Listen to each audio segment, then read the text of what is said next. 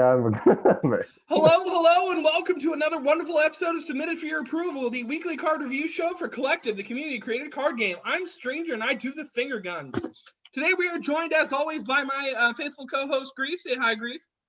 Howdy, folks. I have descended upon today's episode. Yeah, and you'll realize that when there's lights coming from his computer, it reflects off his white shirt and makes him look like Jesus, more so than normal. I'm also joined by my regular panelist, Empty Folder. Hello, everyone. And today, although we do not see their face because they may or may not have one, we are joined by you're actually not a realm admin for anywhere, are you? Not as far as I know of. Oh, well, Chronostasis never became a thing. The almost realm admin for the almost realm Chronostasis that is not a full realm yet. Supersun. Hello. Howdy, folks, and hi there. No, you don't get to copy my hellos. Don't do that. I'll even copy your finger guns, though you can't see me because I don't have a camera. He's not doing it, guys. He's not. He's lying to you. Okay, we're going to jump straight into it with the accepted submissions, starting with the Forge Overrun. Is a 6-drop strength event from Mortstall, Realm of the Dead Things, with Choose 2. The modes are players take 6 damage, ally units get +1/+1, you gain 8 HP, and draw a unit. Super minor quibble. I really wish that one of these modes gave Overrun to something.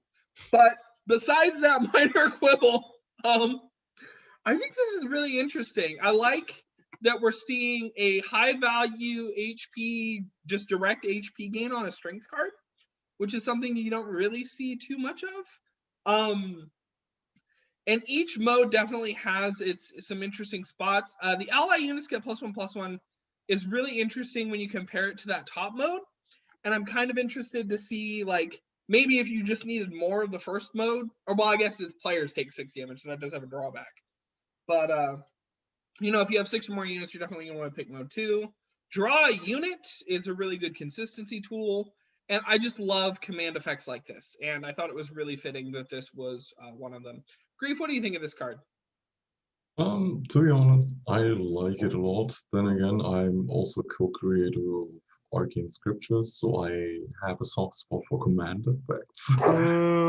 This is a second command in a collective. So what is there to hate about? It is pretty versatile. It provides everything for any kind of strength control deck, or even the top end win, be it burn reach, or even the consistency at the end to refuel. Yeah. It's very versatile, very well-rounded. I can see this in a lot of this does have some good potential for that final bit of reach in aggro, or just a little bit of, and I mean, you get 2 effects off of it, so you're always going to get a combo that really works for you, especially just having that 8 HP as it's a good always plan B. If you don't need 2 effects, you can I'm just going to jump up my HP. Empty, what do you think? To be honest, this is a very good finisher in Legacy, by the way. Yeah. Yeah, I really like this design. I just think it's a bit overcosted for what it does. Like, none of these effects are really worth 6 mana on their own, and even with 2 of them, it's kind of difficult to be in a situation where you're going to be getting the full value out of both effects. Like, drawing a unit is only going to be worth this much in very specific decks where you have a few units that you want to tutor for. Like, 6 damage to both players is only useful if your opponent's very low and you need the reach. And ally units get +1/+1 is only very good if you have a board. So I think a lot of the time, you're really only going to be getting the full value out of one mode and not the second that you choose, which is going to make this not worth the price you're paying for it. So do you think more 5 or 4? 5 to be safe, but with the power level of cards right now, I think it could be 4. Okay. Yeah, I think 5 would maybe be nice. I think it's probably okay as is, not great, but or it is maybe a little overcosted, but it's very versatile, so I could kind of see the argument. Supersun, what do you think? I have similar thoughts as Empty in that in one part, I mean, the players take 6 damage and the ally units get +1/+1. That's about that's you pretty much. I think you have to pick those two specifically to get actual good value out of this card, and it's basically set up of if you're like an aggressive deck, you have a board, they're low on life, you can burn their face and buff your board and swing for lethal. But my problem is that you gain 8 HP and draw a unit are quite a bit weaker effect wise than the other two. Like drawing a unit, that's basically making this a cantrip, and that's not worth that much mana. It's not worth 3. If this was draw 2 units, that might be a bit more appropriate. And gain 8 HP, it's just there's a lot of situations you're probably not going to choose that unless you're like a really control deck. But if you're a control deck, a lot of these other options aren't going to be that good for you. Like, I mean, you're not going to like gain 8 HP and then do 6 damage to both players. 6 mana to deal 6 and gain 2 life is not that great of a deal. You'd rather probably just splash 1 combustion, especially if you can afford enough off affinity stuffs to use it with Essence Shifter.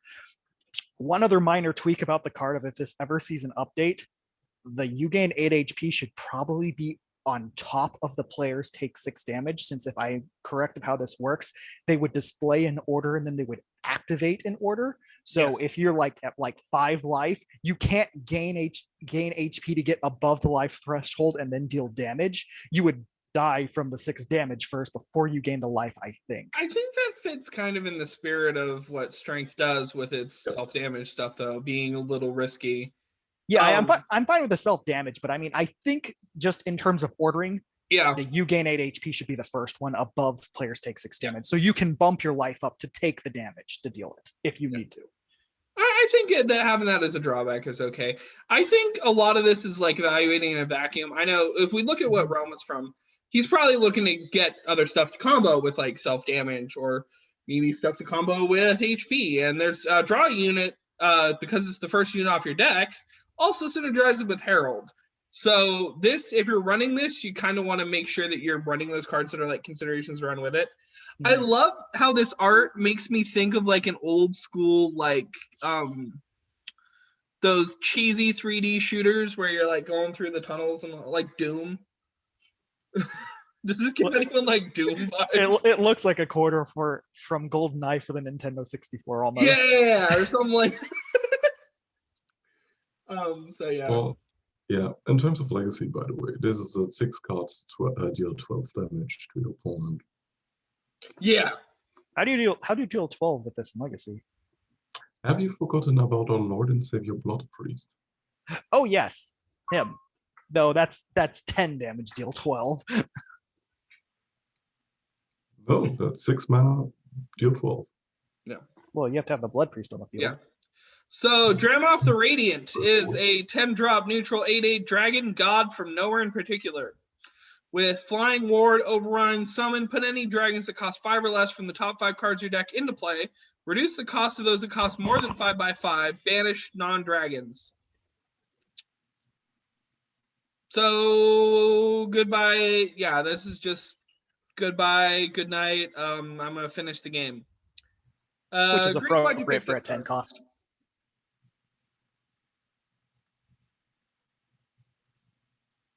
So it forces you to run very, very specifically like only dragons. And then the second, or if you have 2 of these in like the top, you're just gonna go like off with this crazy chain. Grief, what did you have to say about this card? Funny little history or story about that card. Sat there in voice chat yesterday or the day before. We were talking about cards that got in and yeah, top ends, and then when we were looking at ranking the rares in standard, so we came to Dramoth and no one really cared too much attention, cared to read the card beforehand. Even I knew it was on the subreddit, but I didn't read it and I didn't vote on it. So I stumbled upon the card and I was okay, good. It's a wall of text, it's a dragon.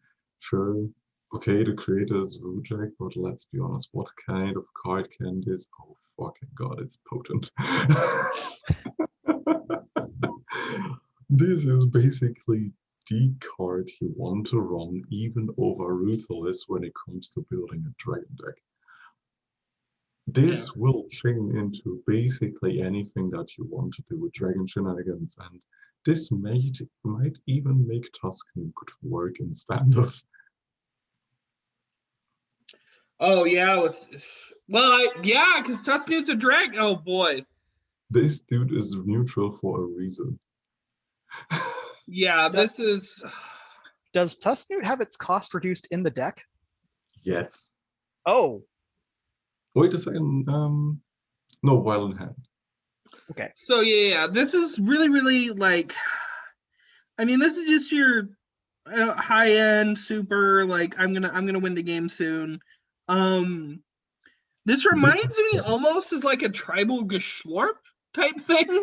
No, but even scarier. Like, this is Castani, but done right. Yeah. Yeah, this isn't quite Geschlorp because I mean there are answers to this. Like Feed the Flames got in, and that's a board wipe. So it's just as long as you can pop the wards, you can just wipe the board if necessary. Yeah. Geschlorp was if you wipe the board, you also die because your deck is gone. Yeah. Yeah, and I guess it does have that almost as a saving grace. But yeah, especially with that ward, this is going to be really hard to. Ooh, this is scary. Super, what do you think of it? It's scary, but I don't think it's as scary as Titan at the moment. Titan's just one more mana and will not give you 5 dragons, but will fill your board with absurd, nutty things. Mm-hmm. Though there are some, I mean, this isn't a bad card. If you hit a shadow scale, and I think part of the power of this is it doesn't actually play the dragons. So if you hit a shadow scale, the 5-drop like 6/7 that normally when you summon it, a random like creature from your opponent's hand is also put on the field. Yeah. If you hit that with this, that doesn't happen. It's just a 6/7 coming right down onto the field, and that's rough to deal with.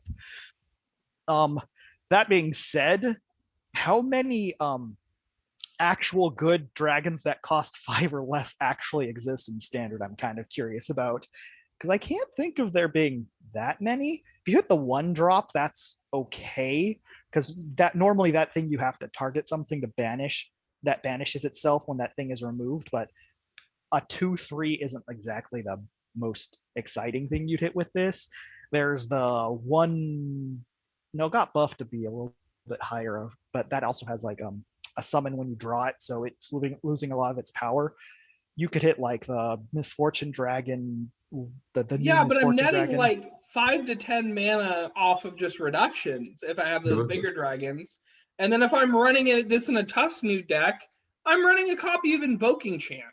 Yeah, that's the thing I'm a bit worried about. It's the second effect of reducing the cost of dragons in your deck. That seems really, really slow. Like this is already a 10 mana card, and then that's going to probably take your entire turn. Then you're going to have to actually draw those dragons. Like if you had Invoking Chant, that would definitely work for sure. Yeah. But then, I mean, that just like after your 10 turn play, those dragons probably aren't going to be affecting the field until turn 12-ish, probably. I mean, you could definitely there are definitely some high cost dragons that are really powerful if they get reduced, like the change to Duelist that's getting updated this week. Like that's a ridiculous change, but it still seems really, really slow. So you definitely need to put a lot into the putting dragons that cost 5 or less onto the field. But are there enough good ones to warrant running this over just like the Titan that just brings all of a tribe from your graveyard into play? I don't know. I think this is good and splashy and is gonna see. I think this will help make dragons a deck. Definitely, no question. MP, what do you think? Yeah, I mean, this is a great card for dragons. It will let them have a late game that can actually compete with other late game decks. Because right now, like, there are late game decks whose late game is worse than the other late game decks. The issue, of course, is still going to be actually living until this gets out, because dragons have a really weak early game, and a lot of times they just like get stomped all over. So I mean, with the Dragon AC going on, if they get like a slightly better early game, they could be like a very like good deck that actually works in standard, which is exciting. Yeah, I've been following it, and I'm not quite sure what'll come of it. But And let's- yeah, definitely one thing to note about that is that that card is definitely a card that will become a lot more powerful as more dragons are being designed into it. Yeah. And that's what I'm kind of looking forward to. It's like Yeah. that's not quite the cancerous design that will scare people away from designing more dragons, but it might actually encourage them to design more dragons. Banshee Bouncer is a 2-drop spirit 4/1 Spectre from Mordsall. Sorry, I have to move on. With Rebound Leap and has +1 HP for each time this is entered the graveyard 0. So Acoustic did something really, really goofy with like the design of this ability. It could have just been when this enters the graveyard, +1 HP permanently. But it has to have a counter, and I don't. The actual specifics of the design confuse me a little bit because, but it does have a lot of cool stuff going on for it. It's a Spectre that wants to go bouncy, bouncy, bounce, and just rebound or move around, or so it kind of fits with their movement theme that's been established by like the Walnut stuff. And even though this is from Mortstall, Realm of the Dead things, I forgot to say that, so gotta circle back. Empty, what do you think of this? Yeah, I think this is a very interesting design. Like Spectres naturally being in Hawkins, like they have some reanimation, and obviously you can discard this with a rebound, and then play it as a 4/2 and get extra value off having it like a rebound card to discard. I would think it's a really interesting design. Spectres, like they were pretty good, but now that Essence Shifter is in and like everything has rebound, they've really taken a hit. So giving them a few more tools, I think, will help them bounce back a bit. Bounce back. Grief, what do you think of this? Technically, it's absolutely fine. It basically fits any kind of situation where you want to either discard your hand, have Reef shenanigans, etc., or even self-build decks can benefit of a dude that can be reanimated multiple times with more HP than he had before. Is he decent enough as an aggressive tool? Probably. But it remains to be seen how much of an impact he has on more aggressive shells for Bullock/Hawkins when it comes to aggro Spectres. Yeah. Super, what do you think? This is actually kind of a nice early game wall if you need something to protect you against some bigger HP units that might be swinging at you. Like there's definitely some people are trying to push Lizabo a bit more in strength, and this would probably be pretty good at stopping a lot of the bigger HP Lizabos, because 4 HP is quite a bit. It does die to 1 damage pings, but it doesn't feel as bad because, I mean, yeah, it's a trade up, but this also has rebounds, which just comes back to your hand for something later. And it comes back as a 4/2, so it won't die to the 1 damage ping next time. I don't think it will be great in a Bullock aggressive shell because you need a wide board for those typically, because you know how Bullock's passive works. You need to swing with 3 units. But if this is, I think this is pretty potent in Hawkins at least if you're going to try something more aggressive in there. I think. Yeah. So yeah, that should be interesting. Neon Tenkai Palm is a 1-drop mind 1/1 human samurai trickster from Aesthetica. With summon, banish an allied unit until combat. When it returns, ready it. So this is kind of a Vanishing Act type tool, but you can also use this to pocket stuff away to get it out of the range of a removal if you could time that okay. It does have that problem where it's a 1-drop that doesn't want to be played on turn 1, but it's got enough utility that I think it's really cool. I almost kind of wish that it really went better with the existing themes and maybe was just an entrance, banish another, and then you could actually like combo or synergize with it, but maybe that's asking for too much. I don't know. Supersun, what do you think? I think that probably was an earlier version, but yeah, that was just probably way too much for this card. You now have a 1/1 that protects itself on the first turn until combat, then comes back and ready it. It's like just the word another would have done it. Oh, yeah, that's fair. But yeah, definitely, there's definitely a lot of power in this, and that 1 mana to someone compared it to like Potion of Invisibility, where you can pay 2 mana to give something untargetable. This will basically do the same type of effect except for 1 mana because it banishes it away, so it can't be targeted, obviously. Obviously, there's pros and cons, like it will lose any temporary buffs it has, but the pros are neons. But yeah, this is definitely a strong flex card. And I think actually it being a 1-drop 1/1 is fine if you're playing, like, neons tend to be designed aggressively in Ash. And even if you just need to drop this as a 1/1 on the board as Ash, that's acceptable because you need to get those procs. Yeah. This also is, interestingly enough, a 1-drop ready a unit, or a basically 1-drop agile effect. So this can give you a much needed bit of reach with a bigger unit when the time comes for it. So I can see this being around outside of neons easily. Maybe even in something like KM, just get a big thing, the agile to ram through. What do you think about it, Empty? Oh yeah, I really like this design. I especially like the way that it mixes two different things, which is like giving something agile, making it not targetable, and then also neon. So there's like all these different applications you can have for this card.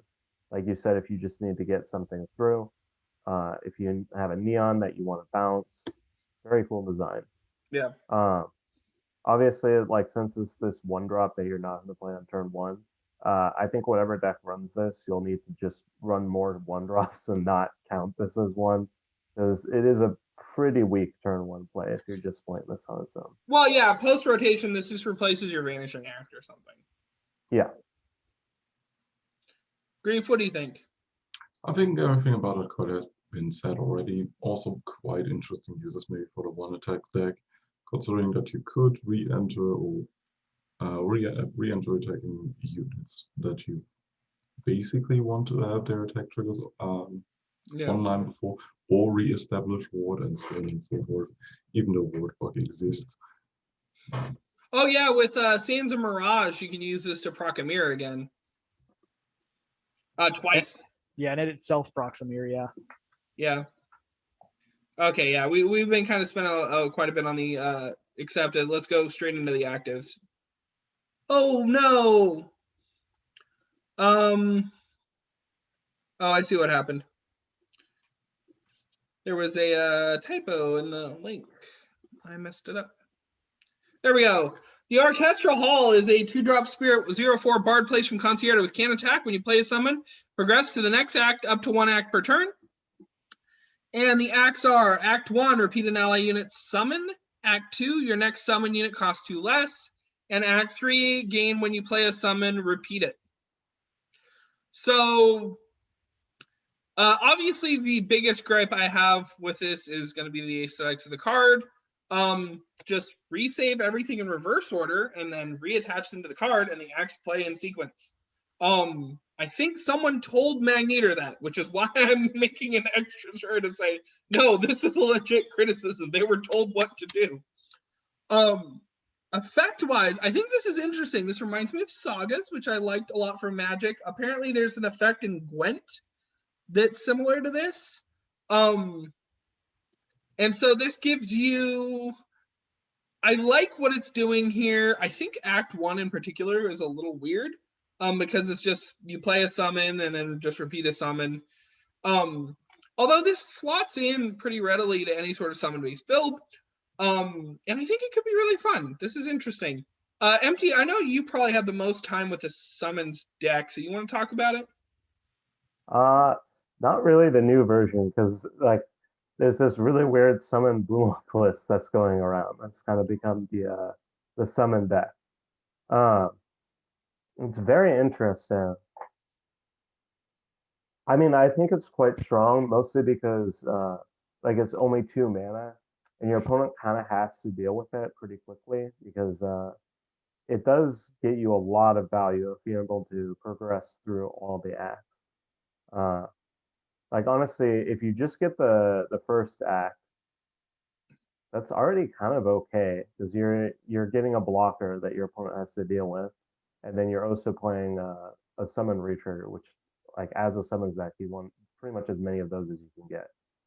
And then on top of that, like later on, you're going to be getting discounts and then eventually doubling all your summons. just gonna be crazy with stuff like Maestro Grammar late game. Yeah. And so I think that's cool. I kind of wish it would have like looped around or something, just because it's kind of weird to just have it sitting there. Well, I guess at Act 3, it's already got so much value, and yeah, it's probably fine. It's just kind of weird that it just closes out at Act 3. But no, that's a really good like third level for it. It's kind of comparing it to like the level up units from MTG. What do you think of this, Grief? I'm actually thinking about how you could break it turn 3, perhaps. When Legacy, considering we have what? The hand or handyman, which reduces the cost of a card in your hand. Play Helping him, hand, yeah. turn 3 is the cost of a summon unit in your hand. Repeat its summon effect, reduce the cost again. Play the summon unit. Reduce the cost of a summon unit, then play that reduced cost unit, probably in a KM list where you can even reduce the cost of a mind unit or mind card, so handy could actually be played with a surplus, so you can actually net yourself 3 mana for the last act, repeat the entire summon cycle again due to triggering Act 3 and so on and so forth. You can probably do that as well with Plunder Dog. Yeah, that's like netting like 8 mana off, like that is insane. I like it. It's beautiful. Yeah, this may be too strong. Oh, it absolutely is. Yeah. I mean, straight up, this is a 2-drop that has 4 HP. Like, this is Flips Burgers in a nutshell. It's the 2-drop that can't be removed for 2 mana. So, and basically, I mean, it's really hard not to at least get 2 mana of value off of this. And it's really hard for your opponent to actually remove this for 2 or less mana. So it's just a huge tempo issue just for your opponent, because you drop this, and even if you can't advance, you're probably going to have such a strong tempo advantage because of this card. You're probably going to be able to win the game from there. That being said, besides the balance, the only other, I do really love the design of the card.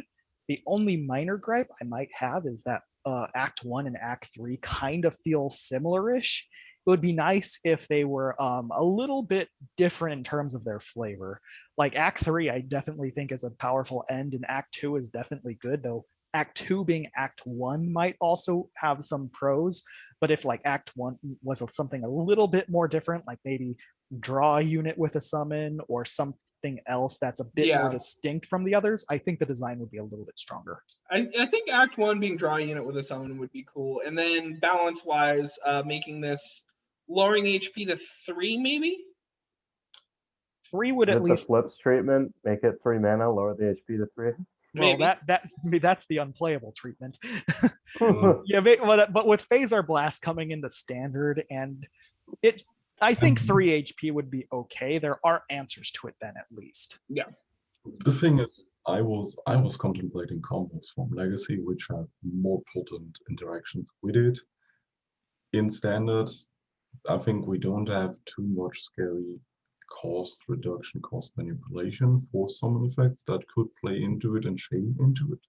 So during that interaction, you have like 1 to 2 turns. You have like 2 turns to answer it for the most part, maybe 3 depending on how dirty the summon effects are. Yeah. So I don't know. I think it's good. I'd be interested to see it get tweaked and resubbed because it's not doing so well. Crimson Caravan is a 2-drop strength 1/1 vampire from Mortstall, Realm of the Dead Things with Entomb. Put the top copy of this from your deck into play. So this is a chicken tower on steroids. And for vampires, for a relevant tribe too. So obvious uses, this gives maybe some strength, a decent like control tool of having this annoying unit that won't go away. Sit around as a blocker at least. Vamps don't have, what do Vamps have in the way of lords to really help this along? I actually have a few. Yeah, the 3-drop, that's the 2/3/3-drop that gives all your vampires +1/+1. Yeah, so they have some lord effects to make this really work. Overall, I think this is a really cute design. Especially like the flavor and the art was like put together as this package to make it really work, and it feels very more stylistically. Just I don't know, it really works for me. This is obviously without that tribe there, this card's maybe even on the weak side, but I mean it's an battle fair trade-off, but it's like a super shin bone without that tribe there, but with that tribe there, it's actually pretty scary. Empty, what do you think of this? I think the balance for this is like perfect. Yeah, It's very difficult to adjust the numbers on this with that type of effect. Like this will be very nice for vampires because like one of the things the deck does is sack units like all the time. So they need something like this that can be sacked 3 times. So you have just food for all your other vampires. yeah. So yeah, I think this will be a very nice tool for that deck to have, and like it's deck filtering too. So later in the game, when you don't want to be drawing your 2-mana 1/1 with this Entomb, you won't have any left. Yeah, I know a lot of people are complaining about last week's cards that got in because of the balance with it, like the commons and the uncommons and stuff, and nothing that showed up in midweek really got in. But with 6 votes on a common, I think we could very realistically see this in. And I agree with you. I think the balance is just perfect Goldilocks zone balance-wise. Actually, Supersun, okay, now that I think about it, there is like one minor change that I would make if I could, which is if you have if you draw copies of this, it could put the ones from your hand into play. oh yeah. Because right now that's a pretty big downside because you have to run 3 of these. So This if you do feels so multi-draw it, Yeah, this feels so That bad feels to pretty double bad. draw. yeah.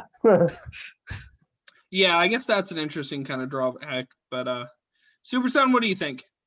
Yeah, this is actually really, really potent and something vampires could really, really use. Because right now, besides the rage package, vampires 1 and 2 drops are just awful.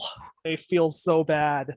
But this one is actually extremely useful because a lot of the time vampires are played in Baldwin. And if you know how Baldwin obviously works, you need 2 units of the same tribe on the field at the end of the turn. This will make it a lot more likely that you will be proccing as EXP because one of those units are not going anywhere anytime soon. Yeah. Other than that, this curves into, I always Sanguine Diplomat, who makes these 2/2s, and I mean a 2-mana to get 3 2/2s is actually really potent. And even beyond that, you can go into 4 where you have Cortez, and now you have something that can pretty much almost always, like you'll have at least 3 instances of giving your Cortez +2 attack, though it's a bit slow. And then as like Empty mentioned before, vampires like to sack, and here's something that you can sack and you don't care about too much. It's a 1/1 that puts another 1/1 on the field and thins your deck. Yeah, this is overall a very solid design for vampires and something that vampires could really, really use as their 1 and especially their 2-drop lineup is really weak outside of Brightblade and the Herald Machine. Grief, what do you think of this? Very interesting design because outside of vampires, there is a lot of you can actually do with it, considering from martial promotion to grave wave interactions, as well as with a slime that copies Entomb effects, which will then actually get and that's on it. copies. And that's on an entrance too. Well, or Mortar Mockery is on the way out.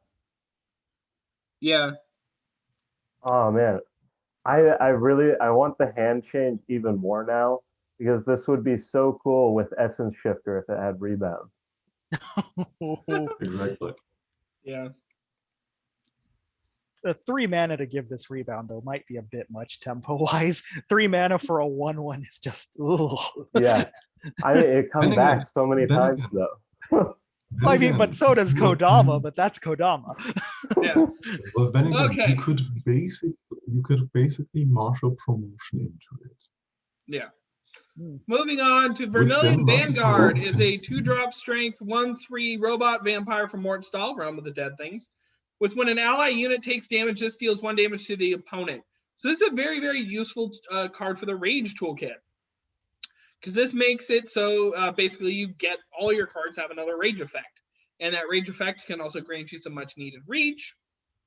And if you're running around with some sort of mass rage enablers, you can actually use this as a finishing blow, or use it as a setup for a finishing blow. I think it's really cool. I love the art, the style on this. The colors just pop so much. I think we've hit peak cornmeal here, and I am living for it. Just absolutely, just really, really cool. We've seen a lot of stuff at this particular like stat line where it's like a 2-drop 1/3. And I think it's interesting to see that in strength. I mean, that's the ideal stat line for a 2-drop rage, though. Yeah, probably. Super, what do you think? The most like I mean, obviously rage uses aside, one of the lesser maybe things you'd see with this is if you have a wide board and your opponent is planning to board wipe you and you drop this, you remember when we had Nightling Sentry and Forest of Cinders? Yeah, this is pretty much 2.0 of that, except this works with any board wipe instead of just Forest of Cinders. Yeah. This thing will Gatling gun your opponent's face into the ground if they attempt to do any sort of damage board wipe to your board. Mm-hmm. Yeah. Grief, what do you think? This works very well with a shifter ping, a self-ping deck, considering that in Legacy we have stuff like Landmine, which deals damage to the entire board with one ping. We have Electric Magi, which has a similar effect to Vermilion Vanguard, which will then deal damage to the opponent's board. Then you have, as you already mentioned, Forest Cinders, which will also double as a board wipe and allows you to get damage into the face of your opponent for your opponent. And then there is Abyss Guardian, which is whenever he's dealt damage, he deals the same amount of damage to both players. So we have a very interesting shell of trying to nuke your own board ping by ping to basically wreak havoc on the opponent's side of the field and their face. This will just ship right in and basically will probably be a very interesting deck to play around with in the upcoming Legacy League. Oh man, I didn't even think about this with Forest of Cinders and Legacy. Whoa, I just dealt 30 damage to my own units. Have fun. Well, you're only going to get 13 procs off this because of the way it's worded. No, that's true. That's true. But 13 damage is quite a bit. So, I mean, I ain't complaining. I hate to spoil stuff for later in the show, but like, if you had something that worked like a patient 0 or something like that. Get out of here. MT, what do you think of this? I really like this effect. I think it may be a bit too strong yet too. It seems very hard for your opponent to like navigate around this and not end up taking a bunch of damage outside of just immediately removing it. And basically any 2-drop that your opponent has to immediately remove is going to be good, especially at 3 health. Well, but yeah, do you really want to see this at a 3-drop with stats to adjust and it being like a 2/4 or a 2/5? Not a 2/5. Oh. That's way too much. I do think higher costs with higher health. I would prefer that. Okay. Higher cost is hard in vampires because there's already a lot of actually good 3s in vampires, but it's the ones and the 2s that really need some help. Yeah, I think Cornmeal may have over-adjusted here. Well, it's Vampire Herald. It might actually be interesting to go the other way and make this a 1-mana 1/1. Because I mean, even if it gets immediately removed by a ping, it still deals 1 to the opponent's face. But if they don't, then this gets crazy. Yeah. Anyways, we gotta keep moving here. We're a little behind. Conquer the Sculpture is a 2-drop spirit action from Lux. Withdraw all copies of target unit from your decks. This is actually reminiscent of an old Legacy card. What was it called, Grief? Do you remember? Herd Calling. Herd Calling, yeah. So this is really cool. It does synergize interestingly, notably with Green Men. Getting the rest of your copies of your Green Men out, and if we can get some sort of like Green Men shuffler later down the line. I would love to do just a Legacy or a single player build of this with Green Men and Anther Clone, just to have fun in Coliseum. Well, we got Bellaskin 2 weeks ago. Oh yeah, Bella Squash Apple. Yeah. Just run a bunch of luck stuff.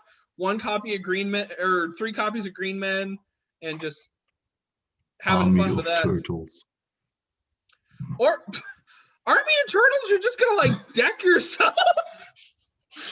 Army of Turtles, deck myself. that's the game. No, well, no, I guess you got other cards in your thing. Yeah, Where's the perfect Yeah. fusion monster card where you just you luck out and get Army of Turtle merged with Green Man?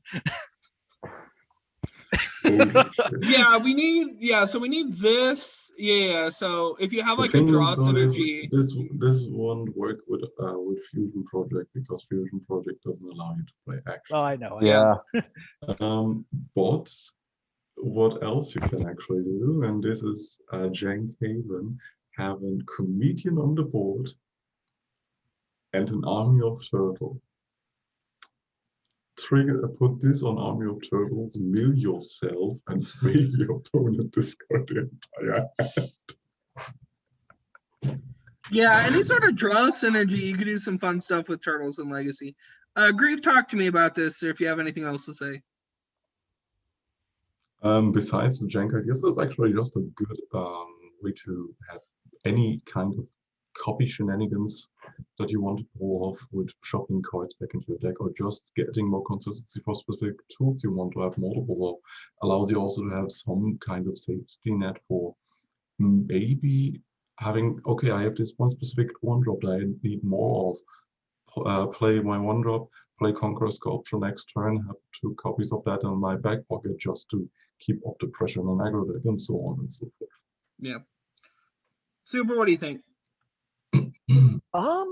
It's a bit hard for me to evaluate this. I know this would be there's definitely some fun jank you could do with this with Legacy Fish. I mean, it's a bit probably unpractical, but having that 3-drop Fisherman that creates a copy of a fish in your deck, you can play like a bunch of the Fisherman that draws you fish, play it, get some more. If you have a Yamamoto Omamori, you can reduce them to 1 so you can actually do the combo in 1 turn. And for about 12 mana, you get a board of 1/1s. So yeah, obviously the most game-winning broken combo ever. But in standard, it's hard for me to evaluate at the moment what this can do. I'm not the best at spotting combos. Yeah. It's definitely fun jank single player. What do you think, Empty? Definitely. There's a lot of jank with this card. Right now, I don't really see too many decks that could like utilize this. The only like standard combo that I could really come up with is that you play high value target, then you target one of like the little cactus spike guys, and you draw the actual copies from your deck, so you get 3 cards. Which is like okay. The other thing is that it's really good in a mirror match because you can just target your opponent's units and then draw all 3 copies of yours from the deck, which is nice. Yeah. But other than that, yeah. Well, I think just being a 2-drop, 2-drop draw 2, is not bad. Like, Yeah, but like you're drawing a card you already have, so it needs to be a card you'd want 3 well, copies then it's of. filtered. Like, it's never bad. Yeah, I mean, it's never bad, Empty. That's all it needs to be. in terms It of is cost, bad sometimes. It's though. bad if you've already played your 3rd copy of something. Yeah. in terms of costs, it's at least aggressively costed because Yeah. drawing two for 2 is a little bit already above curve. So that's nice. I mean, this is playable at least, even if it's like outside of some combo. If you just need some more units, this is fine. Drawing 2 units for 2, that's fine if it's a strong unit. I mean, this is pretty much already going to get in if you look at where it's sitting. It's sitting at like 17, and it's a common. I wouldn't be so sure. It's a trap week this week. Rotations tomorrow. I don't know. I'd say hello to Conquer the Sculpture, and I think it's going to get ran in a lot of Spirit stuff, at least in things that aren't standard. Finding Magician is a 2-drop mine 2/3 human arcanist from nowhere in particular. With when your opponent draws an additional card, draw a card. So what Spike is trying to do is he realizes he gets so many cards in a week, and it's not enough. So he's releasing all these really cool, splashy commons to guarantee that he will lock down the maximum number of slots. Well, it's nice to know that we finally found out where all those cards you were forced to discard when your opponents play Whims of Fate went. Yeah, and this is just like super splashy. Like, I love the art. I think the effect is really, really cool for a common card.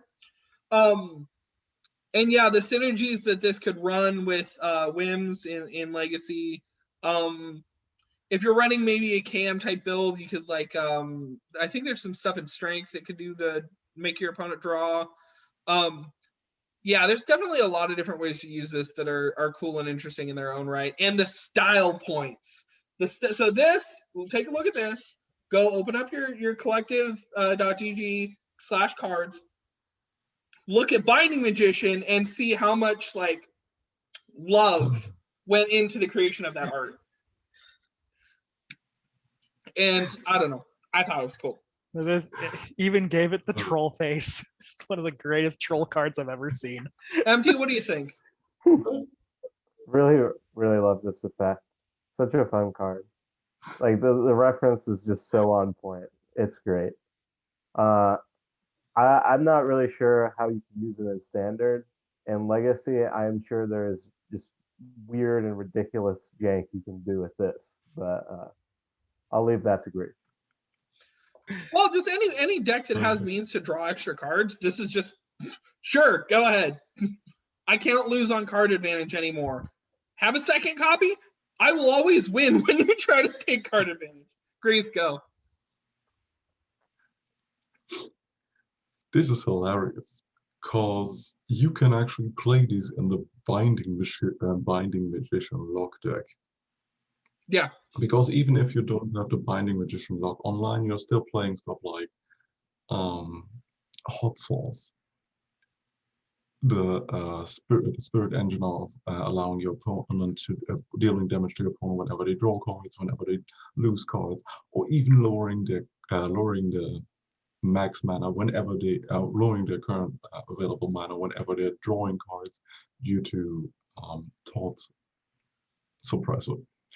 So yeah, this is hilarious, especially since you can actually put that dude together with Sketch Time on the field, and now you're just drawing 2 more cards whenever they draw 1. Yeah. So you're basically never really losing out on any kind of draw engine, especially when you have the Binding Magician online. You have Binding Magician and Sketch Time. The moment you actually manage to play out the Hot Sauce combo with these cards, they draw a card. Oh no, they shuffle back a card, draw a card, discard that card. You draw a card, discard it, and create a copy of that discarded card. Yeah. I don't know. It's beautiful. I don't know. I'm excited about this. And it's probably getting in too. Like I said, Spike's got the game figured out. He's like 9,000 IQ strats here.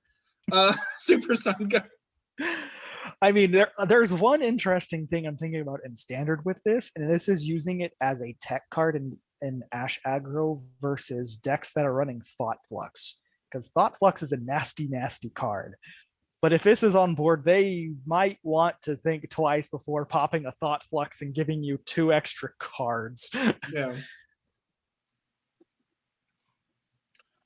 Especially because, yeah, if they're running a draw spell, they're actually going to be behind on advantage a lot of the time. So once this is done doing his first thing, because it's also a unit. Rrhagias Catalyst is a 2-drop strength exclusive action from Mortstall, Realm of the Dead Things. Destroy an ally unit, draw 2 cards, gain 2 XP. Whose block are we in? Yeah, this is right at the end of Grief's block. Why am I not surprised? So, of course, a long time ago, in the way back when, there was this thing called Glow Notes. No. No. So, yeah, we lost access to our beloved Blood Letter. And so now we need to do something similar but different. And I think this maybe fills that slot. Instead of giving you the mana advantage, this gives you card advantage and XP advantage, which are pretty potent in its own right. So, Grief, I'm going to let you talk about this one first. Again, picked it mainly for legacy reasons. All my picks currently were just for legacy jank or legacy, potential legacy cards, because we get those cards first. Sorry, standard people. We have more fun. So yeah, this just fits right into any kind of a tune /sac engine where you want to either sacrifice your glowstones that you generate of glowstone mine, the willing sacrifices, or even the chickens, because yeah, they replace themselves. You can just draw 2 cards, get 2 XP, and basically try to out-resource your opponent with an Heldam aggro shell. Have fun with it. Yeah, and with that new if a Caravan gets in besides this is a Oh great my Caravan God, target as well. This will be so good. Yeah. Empty, do you think this has a place in standard as it sits? If we get a little bit more sack help, then Yeah. yes. I mean, it's a very strong effect potentially, and I'd be very happy if we got this as the Bloodletter replacement, since I feel like this is much more reliable. You don't get those Bloodletter high rolls that you used to get when Bloodletter was in standard. Yeah. I quite like this design. Very interesting. Well, and this might make Pearl, especially Perlma, was mostly used for just the doubloons, like the level up rewards become a lot more relevant with this, right? Oh yeah.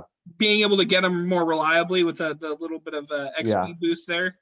Yeah, I think this could. You do have to run Perlma sack, which is like that's a really weird place for a deck to be. I don't really see it right now.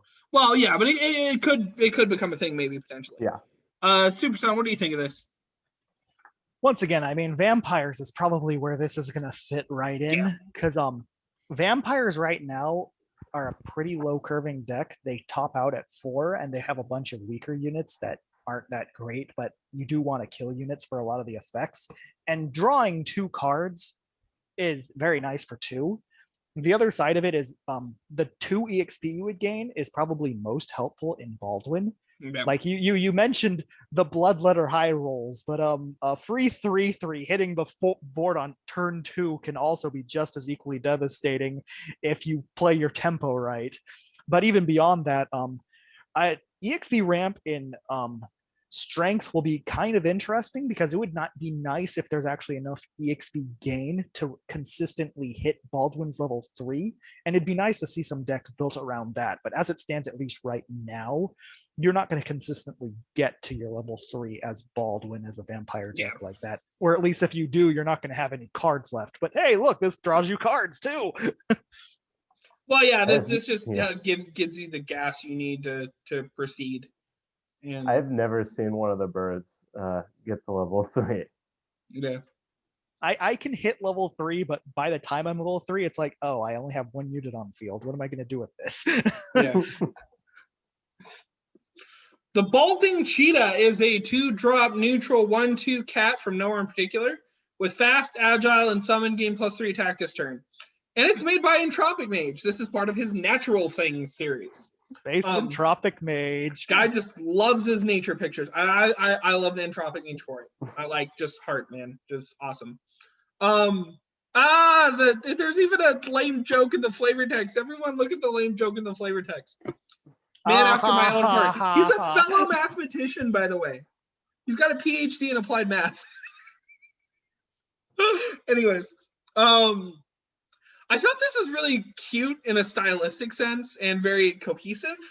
There were some major numbers problems with an earlier version of this card that we didn't get to talk about that I think have mostly been squared up and rectified, where this is a bolt.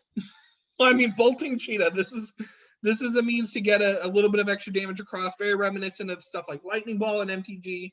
Doesn't need to kill itself because it's probably just going to happen. Interestingly enough, the inclusion of fast is almost a drawback because that seems to open it up to more removal, but I could be wrong about that, I guess. Yeah, but the flavor. But the flavor. And so this is very stylistic, and I like just the whole flavor package that came with this. Empty, what do you think of this? Yeah, I mean, I think fast is pretty much just trinket text. It doesn't really do anything with a card like this. I like the reason I picked this card is because I think it's a very clean design. I really like this for like these sort of fast aggro decks to get in that early damage.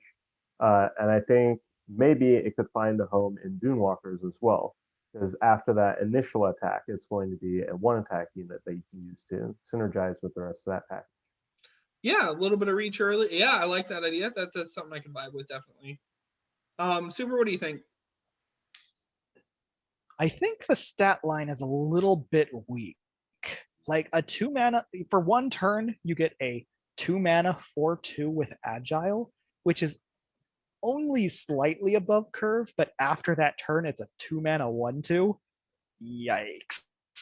Um, the other thing is it'd be kind of nice if it had overrun as well, because that was another thing about the bolts and magic, like the thunderballs and stuff. Yeah. They all had trample as well, so that it doesn't just get chumped by a 1/1. But I mean, if it does get chumped in, say, like Dunewalkers or whatever, then it's a good packet of evasion for the rest of your Dunewalkers, right?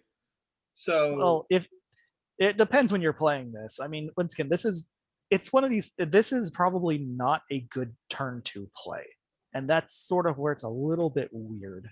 I'd say its problem is it's probably only good turn 2, but I guess that's just me. I mean, that too. It's both, because I mean, yeah, you'll get your damage in, but now your board is a 1-drop and a 1/2. I would almost say this would be a little bit more salvageable. I mean, it would take away Dunewalker synergy if this was a 2/2 that gained 2 attack this turn. So it's still the same effect coming in, but it's a little bit stronger outside of it. Though at 3rd HP on this would be really nice as well. I don't think a turn 2 4/3 that with agile that hits face but then remains as a 1/3 is I going to think be you're game kind of missing the breaking. point. I don't think making this survivable is what the objective is supposed to be. Well, I mean, right? yeah, that's true. I mean, you could go for the other way of just giving it overrun and maybe an extra attack of like 5/2 or something. Yeah. Grief, what do you think? Basically perfectly fine. I don't really know why there's ranting about it being too weak or bad turn 2 because or whatever played, considering that this is technically just a Heldem card or / Egoismus card on Legacy. We can consider also the fact that this can also repeat its summon if you actually put it to a summon shell. Turn 3, this would mean that if you actually get Invoking Chant, which costs 1 if I remember correctly, this is a 7/2. Which sure, this would mean that if you actually get 2 from 1, this could be a problem.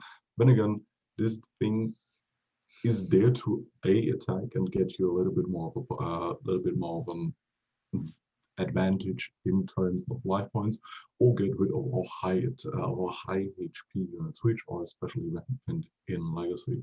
Yeah, or about to snap got in. This is a great about to snap target because you're planning on losing it anyway, and this just lets you ram some additional damage through and give it overrun.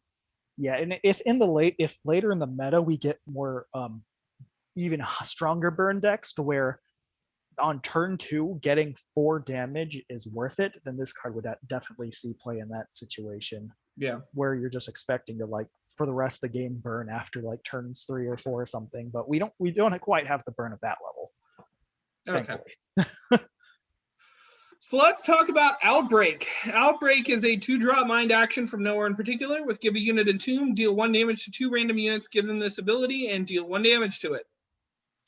So for those of you who are wondering, the object in the picture was based around a herpes virus that I sent Spikebird the reference for. I was not trying to make this a reference to the actual global pandemic that's going on. This is a reference to an earlier card in the game called Patient Zero.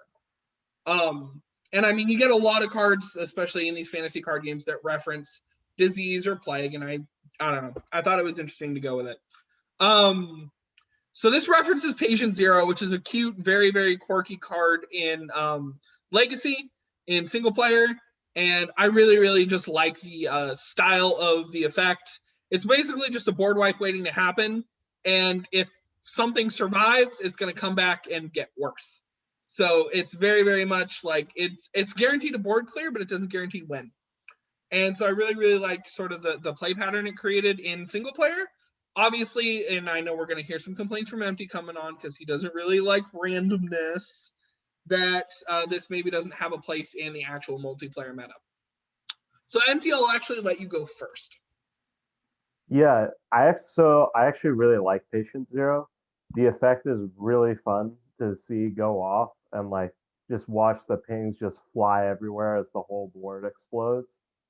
that effect shouldn't be on a 2-mana card though. It's just much too cheap and strong, and it's very easy to turn this into a situation where not only are you damaging the board now, but you're making it so your opponent can't play any other units because they're just going to get cleared later as soon as something dies. You're salting the earth, so to speak. Yeah.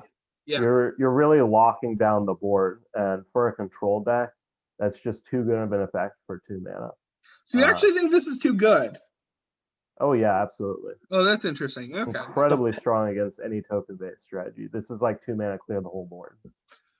Actually, I And guess it can one be of the, better than that, which is really scary. actually, I guess another problem that kind of got created by more recent cards is mortar mockery type effects. Something that's absorbing all the entombs on the way out. Oh yeah, against oozes, this is so ridiculous. They will never recover. Yeah, I don't know. So yeah, it's cute, but maybe the problem is that this would be going straight into single player where it's a little too powerful. Maybe I need to go tweak the numbers. I can see that argument. Super, what do you think? Make this strength. Please, if you enjoy the play patterns of This Is Mind, let me show you to the direction of where all the rage units are that would love just a bunch of 1 damage pings flying around like popcorn flying off. Like, that would actually be entertaining to see. Just like, oh, I triggered a rage here. I triggered a rage there. Rage is everywhere. Well, but then you're losing the heart, man, because it's supposed to be a back reference. Sure, but I mean, a reference versus a ridiculously fun playing experience.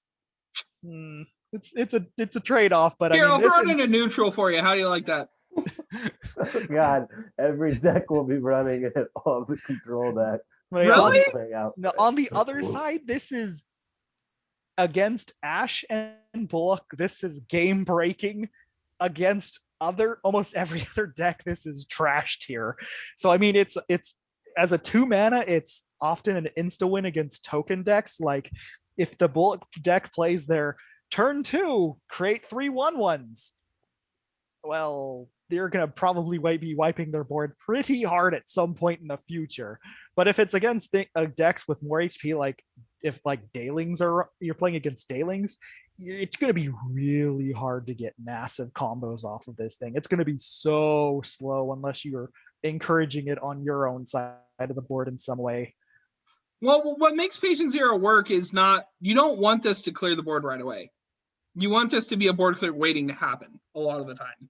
No, I know, but I just mean with higher HP decks, like if you're to ever play this against any sort of dot unit deck, it's so slow you'll never get there before the game ends. Or just run this with a unit with Endure who can never die to it.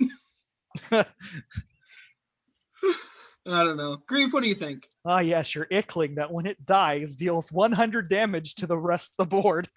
And yeah, no roll of 13 there. It's 100 separate abilities. Putting Grief, the what do you Ick in think? Ickling. Well, considering that is what I've basically said already with the auto vampire card, it just goes straight into a self-pinger / board white-ish deck in my legacy with Forest Descenders, Electric Magi, Mine. Yeah. It's basically just an addition for that deck. Yeah. I don't know. It's doing kind of okay. It has the problem where it's in an uncommon, and so it's very, very competitive. But We should continue. we should continue. We're moving on. Sneak of Dreams is a 1-drop neutral 1/1 dream trickster from Genesis with unblockable, and while exhausted, this has untargetable. I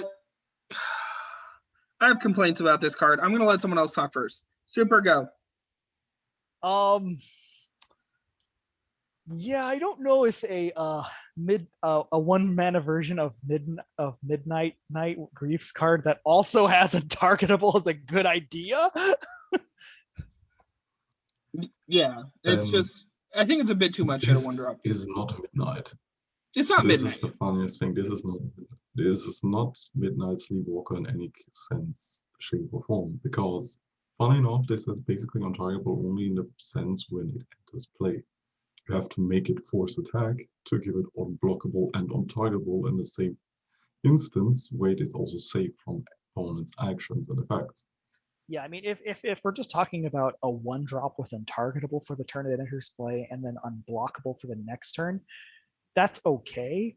But the untargetable while exhausted is definitely a bit scary in that you could definitely do some jank of dropping equipment, then forcing it to attack for one. Because I mean, you can do that for 1 mana. It's probably a bit too jank, but I'm Dude, scared. I'm dude, scared. Hold this is a me. 1-cost 1/1 that is interactable until it maybe attacks. Yeah. What? A 1/1 dies on accident, even with untargetable?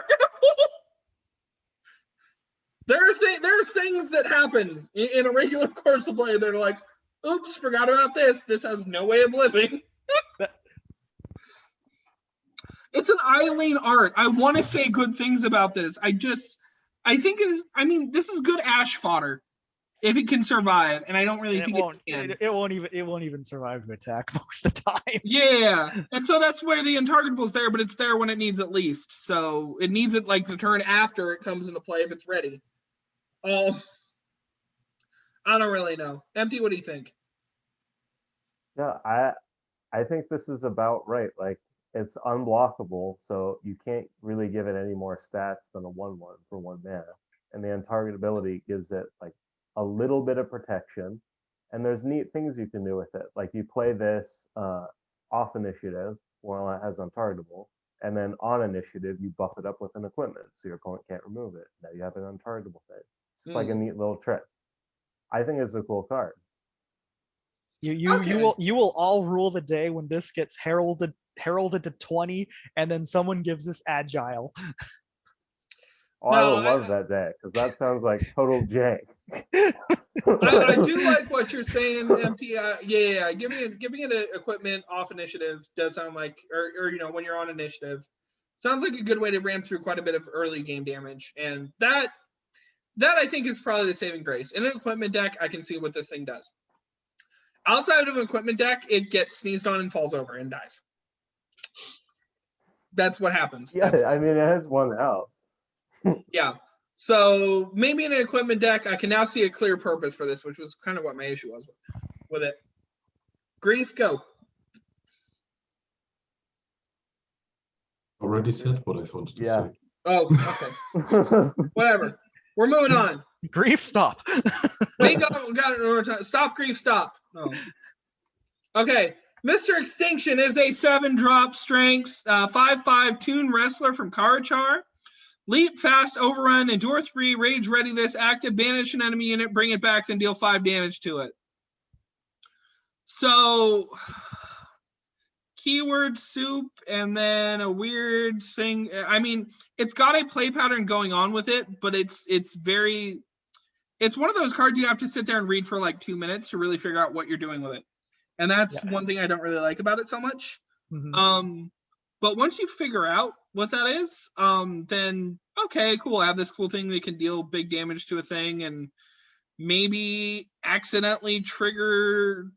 No, this isn't even going to trigger because it throws it into banish before it comes back. So I don't know. It's weird. Grief, talk. I don't know what the purpose of this card is, to be honest. Yeah, it's just... It's fast, leap, sure, has endure. If the active would duel, that would make more sense. Because then he would actually trigger his own rage, but he doesn't. That might be too good though. I don't know. He's it's meant to be like the rage finisher. Yeah.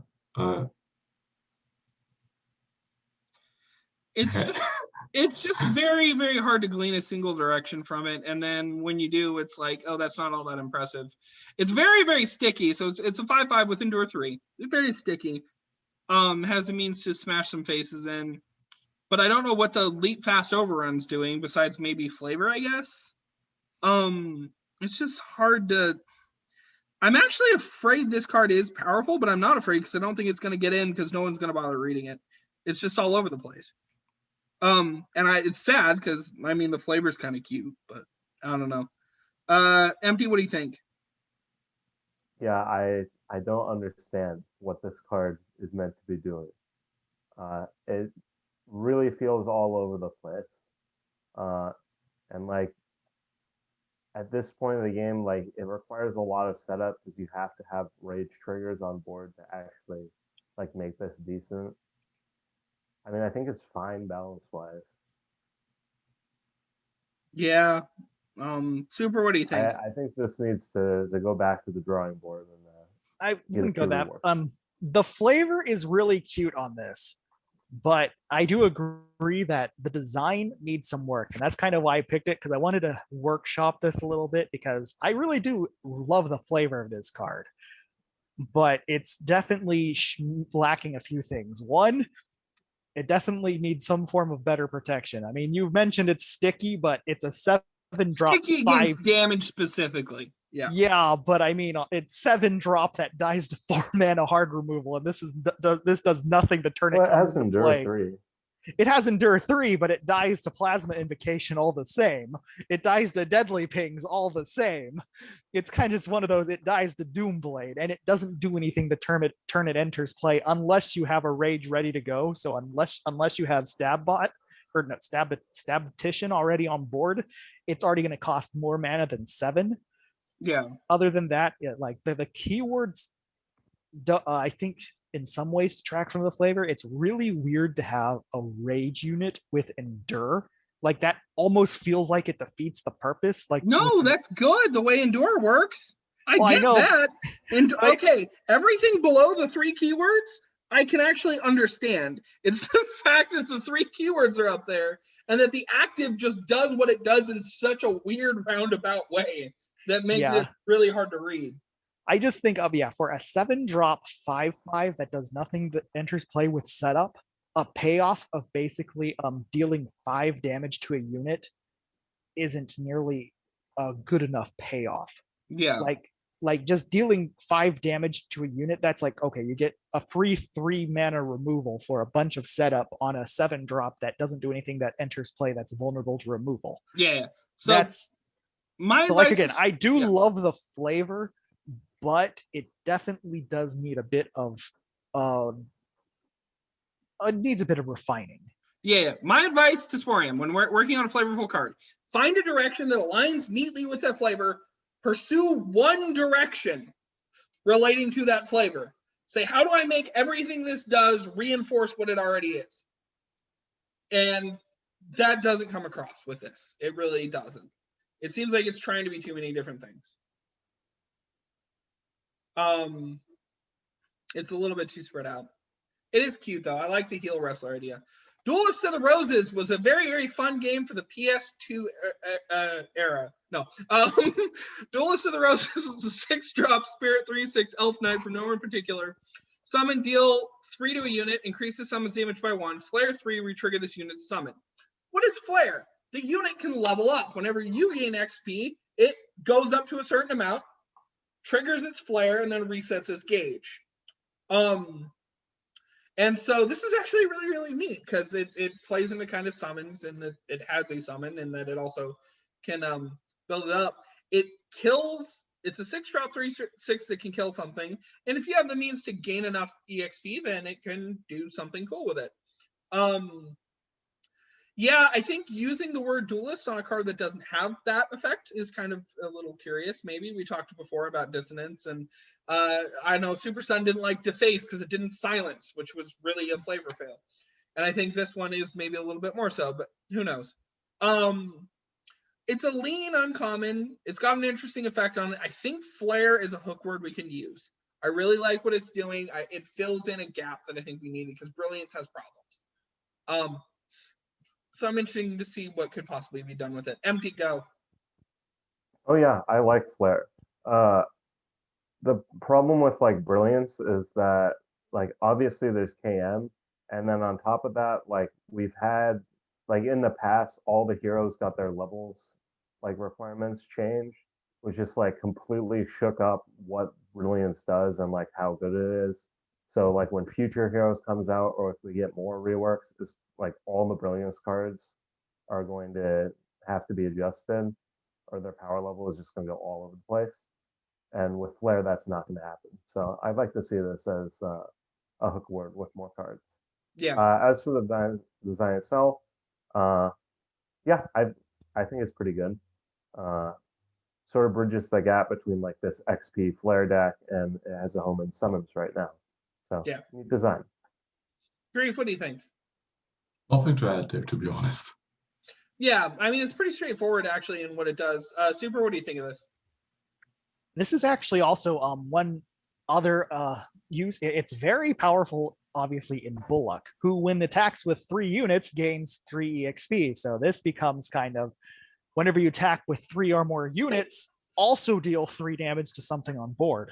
Yeah. So this is a pretty potent curve topper in some sort of token Bullock deck to deal damage. Other than that, you also have summon retrigger decks, which, I mean, retriggering a summon to deal 3 damage. It's like, I mean, people like those lethal pan cats, but 3 damage is also pretty potent as well. Well, it's I mean, so it's 3, then 4, then 5. Yeah. Yeah, I mean, this almost feels like in a Bullock deck, it's a 6 mana Hotwire Sentry, was it?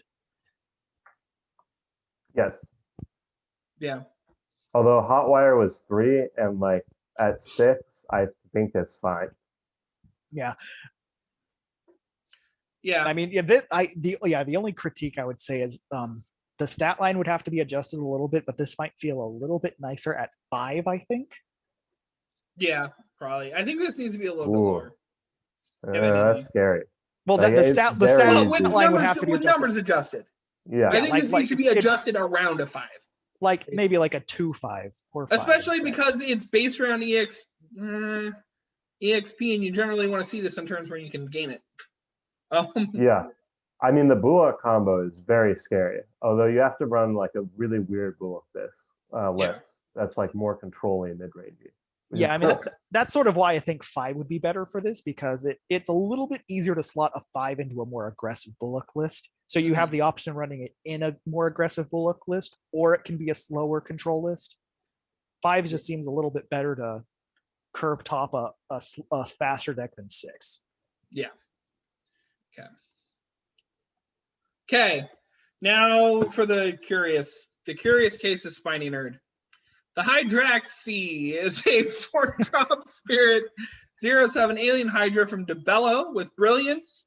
For each keyword this has, create a Hydra-xi head in play with that keyword. The Hydra-xi head is a 2/1 with when this unit's original creator leaves play, banish this.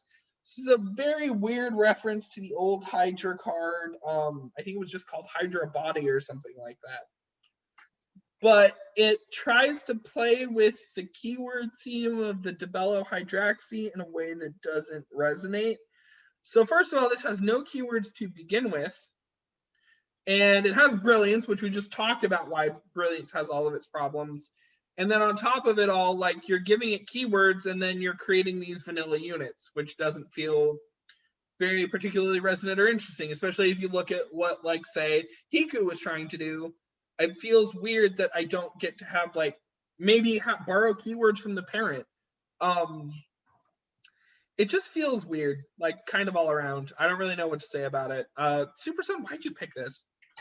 I kind of wanted to workshop this card a little bit too, because I You do love the shouldn't By the way, Supersun, you shouldn't workshop cards when you're already late to the show.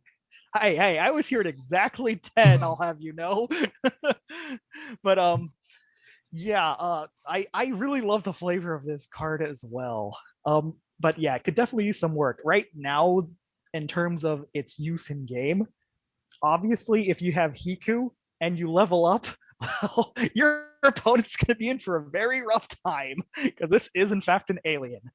But in terms of workshopping this outside of a niche situation of the stars aligning with Hiku, this would this needs some ways to gain keywords, and B, this would be a really, really, really good use for the new hook word Flare. Yeah. Like if this were Flare 2 or Flare 3, or even just Flare 1, actually, I would even be fine with Flare 3 or higher. No. I think I would change. Okay, change the effect. Flare 1, but it creates 1 head and it gains a random keyword this has. That would be kind of cute. But yeah, I think in this sense that the effect is aiming to the stars too much if instead of just a head for each keyword, if it just created one head and it got a random keyword, and then maybe the EXP threshold was lower, like with using Flare instead of Brilliance. I think this would actually be an much more playable and interesting card. Yeah. Empty, what do you think?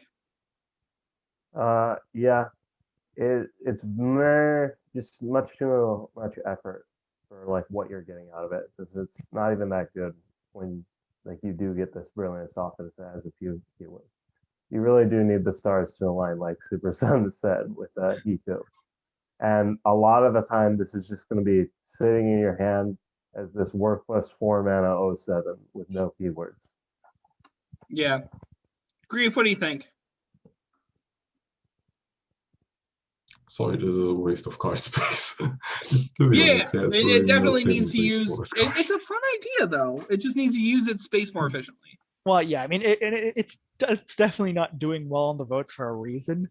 But I think this is one of those cards that, if refined, I think could be interesting and actually playable and worth the card slot. Yeah, somebody go in the comments and record how many times we said the word stars or space in relation to this card, and just And put they it in were the all comments. intentional. They were all intentional. Although I'm a little bit disappointed. You in made MT. me start to do it, which is the problem. Just put it in the comments. I want to know. I'm a little bit disappointed MT used the stars aligned instead of the planets aligned. Yeah. Anyway, so I'm going to stop the share. I don't know if we ran over time. I actually wasn't keeping good track of it. Sorry, guys. Thank you, as always, to Grief for being on the show with me. Always great to have you on. You're welcome. Thanks, Empty. Nice to see you again. Yeah, thanks for having me. Sorry we had a week off last week, but we're planning on never doing that again if we can avoid it. We are not that kind of people. We are dedicated to being on the show, at least me. These guys flake sometimes. And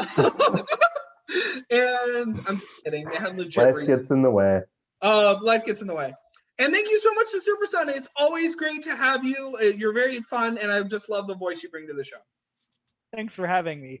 Just to give a quick shout out. I know today as well, if people watch the episode today, VM Noons is also doing his art showcase reveal. So be sure to check that out when he releases the results of the who drew which pieces and who guessed the most correct artists. And the winner gets a free drawing by him. I believe he's gonna announce the YouTube video probably won't be up by then, but I believe he's gonna start announcing about like half an hour or something. But yeah, even if you listen to this later, be sure to go check out the results on the Discord or the Reddit. Yeah, and there's definitely check that out on the Discord. Yeah, there's definitely some pretty pieces on there. Yeah, definitely. So anyways, like, comment, and subscribe. Remind me why I'm doing this. We're working on a new series, but it's still very, very much being planned. A lot of people in the Discord already know what it's about. So just keep your eye on that and make sure you're subscribed if you're not already. Keep on playing collective and keep on voting on cards. Bye. It's not a new series involving Face Bitter, is it?